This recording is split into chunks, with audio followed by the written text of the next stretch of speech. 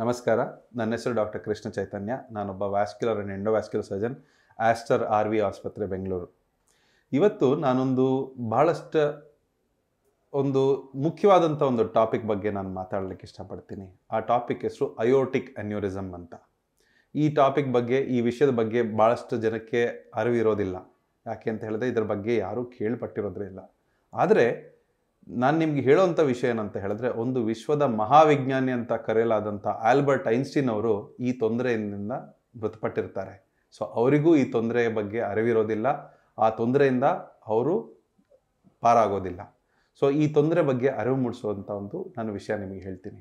ನಮಗೆಲ್ಲರಿಗೂ ಗೊತ್ತಿರೋಂತೆ ನಮ್ಮ ಹಾರ್ಟ್ ಅನ್ನೋದು ಒಂದು ಪಂಪಿಂಗ್ ಆರ್ಗನ್, ಅಂದರೆ ರಕ್ತನ ಎಲ್ಲ ಭಾಗಕ್ಕೂ ಪಂಪ್ ಮಾಡುತ್ತೆ.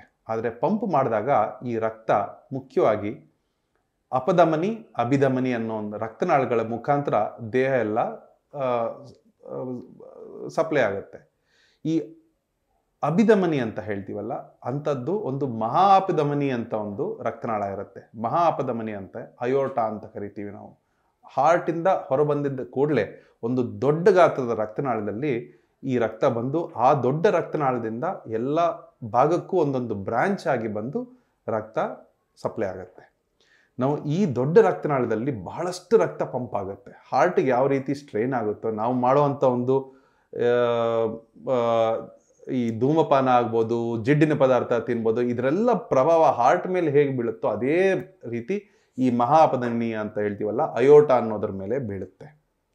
ನಮ್ಗೆಲ್ಲರಿಗೂ ಗೊತ್ತಿರೋಂತೆ, ಇವಾಗ ಎಲ್ಲರಿಗೂ ಗೊತ್ತಿರುತ್ತೆ ಅಯೋಟಿಕ್ ಅನ್ಯೂರಿಸಮ್ ಅಂತ ಏನಂತ ಹೇಳ್ತೀನಿ ನಾನು ಫಸ್ಟ್. ಅಯೋಟಿಕ್ ಅನ್ಯೂರಿಸಮ್ ಅಂತ ಹೇಳಿದ್ರೆ, ಈ ಮಹಾ ಅಪಧಮನಿಯ ಇದೆಯಲ್ಲ, ಈ ಅಯೋಟ ಅನ್ನೋ ಒಂದು ರಕ್ತನಾಳ ವೀಕ್ ಆಗಿ ಅದೊಂದು ರೀತಿ ಬಲೂನ್ ರೀತಿ ಉಬ್ಬುವಂಥ ಒಂದು ತೊಂದರೆ.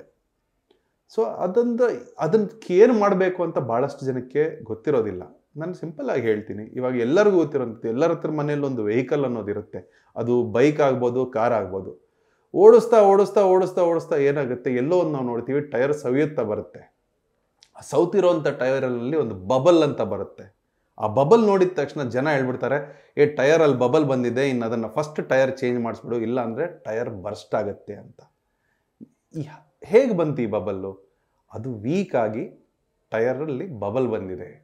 ಅದೇ ರೀತಿ ನಮ್ಮ ಅಯೋಟ ಇಲ್ಲ ಮಹಾ ಅಪಧಮನಿಯ ಅಂತ ಒಂದು ರಕ್ತನಾಳದಲ್ಲಿ ವೀಕ್ನೆಸ್ ಆಗಿ, ಅದು ಸ್ಮೋಕಿಂಗಿಂದ ಇರ್ಬೋದು, ಬ್ಯಾಡ್ ಡಯಟಿಂದ ಇರ್ಬೋದು, ಜೆನೆಟಿಕ್ ಪ್ರಾಬ್ಲಮ್ಸಿಂದ ಇರ್ಬೋದು, ಇದೆಲ್ಲದರ ಕಾರಣದಿಂದ ನ್ಯಾಚುರಲ್ ಏಜಿಂಗಿಂದ ಇರ್ಬೋದು, ಈ ತೊಂದರೆಗಳಿಂದ ಬಬಲ್ ಬಂದು ಅದು ಬರ್ಸ್ಟ್ ಆಗಿ ಜೀವಕ್ಕೆ ತೊಂದರೆ ಆಗುವಂಥ ಒಂದು ಕಂಡೀಷನ್ ಬರುವಂಥ ಸಾಧ್ಯತೆ ಇದೆ. ಅದನ್ನು ಅಯೋಟಿಕ್ ಅನ್ಯೂರಿಸಮ್ ಅಂತೀವಿ. ಆಲ್ಬರ್ಟ್ ಐನ್ಸ್ಟೀನ್ ಅವರು ಅದೇ ರೀತಿಯಾದಂಥ ಒಂದು ತೊಂದರೆಯಲ್ಲಿ ಅಯೋಟಿಕ್ ಅನ್ಯೂರಿಸಮ್ ಬರ್ಸ್ಟ್ ಆಗಿ ಸಾಕಷ್ಟು ರಕ್ತ ಕಳ್ಕೊಂಡು ಅವರು ಮರಣವನ್ನು ಹೊಂದಿರ್ತಾರೆ 1955ರಲ್ಲಿ.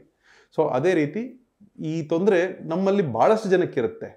ಕೆಲವೊಂದು ನಾವು ನೋಡೋವಂಥ ಜರ್ನಲ್ಸಲ್ಲಿ ನಾವು ನೋಡೋದೇನಂತ ಹೇಳಿದ್ರೆ, 8ರಿಂದ 12% ಜನ 65 ವರ್ಷಕ್ಕಿಂತ ಮೇಲ್ಪಟ್ಟಿರುವಂಥ ಪುರುಷರಲ್ಲಿ 8ರಿಂದ 12% ಅಷ್ಟು ಜನಕ್ಕೆ ಈ ಅಯೋಟಿಕ್ ಅನ್ಯೂರಿಸಮ್ ಇರುವಂಥ ಸಾಧ್ಯತೆ ಇದೆ. ಆದರೆ ನಮ್ಮ ದೇಶದಲ್ಲಿ ಸಡನ್ನಾಗಿ ಮೃತಪಟ್ಟವರೆಲ್ಲ ಹಾರ್ಟ್ ಅಟ್ಯಾಕ್ನಿಂದಲೇ ಮೃತಪಟ್ಟಿರ್ತಾರೆ ಅಂತ ನಾವೇ ಅದೊಂದು ಡಿಸಿಷನ್ಗೆ ಬಂದುಬಿಡ್ತೀವಿ. ಯಾಕೆಂದರೆ ನಮ್ಮ ದೇಶದಲ್ಲಿ ಅದರ ಬಗ್ಗೆ ತಪಾಸಣೆ ಅನ್ನೋದು ನಡೆಯೋದಿಲ್ಲ. ಸೊ ನಾನು ಹೇಳೋದೇನಂತ ಹೇಳಿದ್ರೆ, 65 ವರ್ಷಕ್ಕಿಂತ ಮೇಲ್ಪಟ್ಟಿರೋಂಥ ಜನ ಯಾರಿನಲ್ಲಿ ಈಗ ಇಲ್ಲ ಹಿಂದೆ ಸ್ಮೋಕಿಂಗ್ ಅನ್ನೋ ಒಂದು ಚಟುವಟಿಕೆ ಇರುತ್ತೋ, ಹಾರ್ಟ್ ತೊಂದರೆಗಳು ಇಲ್ಲ ಲಂಗ್ಸ್ ತೊಂದರೆಗಳಂಥವ್ರು, ಅವರು ಆ್ಯಕ್ಟಿವ್ ಆಗಿ ಸ್ಕ್ಯಾನಿಂಗ್ ಮಾಡಿಸಿ, ಈ ಸ್ಕ್ಯಾನಿಂಗ್ ಅನ್ನೋದು ಕೇವಲ 5 ನಿಮಿಷದಲ್ಲಿ ಹೊಟ್ಟೆ ಭಾಗದಲ್ಲಿ ಅಲ್ಟ್ರಾಸೌಂಡ್ ಸ್ಕ್ಯಾನ್ ಯಾವ ರೀತಿ ಮಾಡ್ತಾರೋ ಆ ರೀತಿ ಸ್ಕ್ಯಾನ್ ಮಾಡಿ ಅಯೋಟಿಕ್ ಅನ್ಯೂರಿಸಮ್ ಇದೆಯೋ ಇಲ್ವೋ ಅಂತ ಚೆಕ್ ಮಾಡೋವಂಥ ಒಂದು ವಿಧಾನ ಇದೆ. ಬಹಳಷ್ಟು ಸಿಂಪಲ್ ವಿಧಾನ. ಅದರಲ್ಲಿ ಪಾಲ್ಗೊಂಡು ತಮ್ಮಲ್ಲಿ ಏನಾದರೂ ಈ ಅಯೋಟಿಕ್ ಅನ್ಯೂರಿಸಮ್ಸ್ ಇದೆಯೋ ಇಲ್ವೋ ಅಂತ ಪರೀಕ್ಷೆ ಮಾಡಿಸ್ಕೊಂಡು ತಾವು ಈ ತೊಂದರೆಯಿಂದ ದೂರ ಆಗಬೇಕಂತ ನಾನು ಬಯಸ್ತೀನಿ. Thank you.